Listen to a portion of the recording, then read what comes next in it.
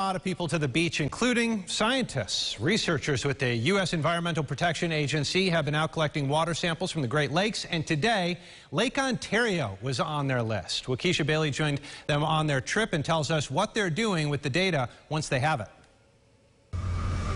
You can't miss the Lake Guardian anchored at the port of Rochester and Charlotte.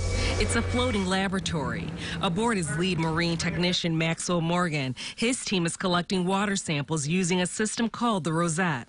What the makeup of the water is as far as temperature, oxygen, nitrate levels, also the light that penetrates through, and also where the plankton are living. Plankton are a microscopic group of organisms that large fish feed on, but also produce algae. And environmental scientists like Fred Lucky say that you can use them to help gauge the water quality. Just with algae building up on the beaches, which is it's a naturally occurring algae. And in some years, it just grows more prolifically than others. Do we need to reduce the loadings, or will that impact the fisheries? Will there not be enough food for the fish? Or are there opportunities to reduce nutrients in certain ways that can make the beaches better?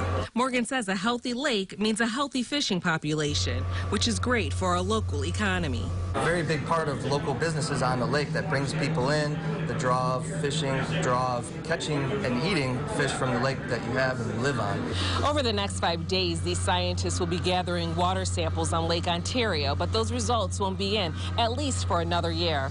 In Charlotte, Waukesha Bailey, News 8. Thanks, Waukesha. Dive teams from the U.S. and Canada are also conducting a study that could help control algae growth. A final Lake Ontario report will not be available until 2020. Community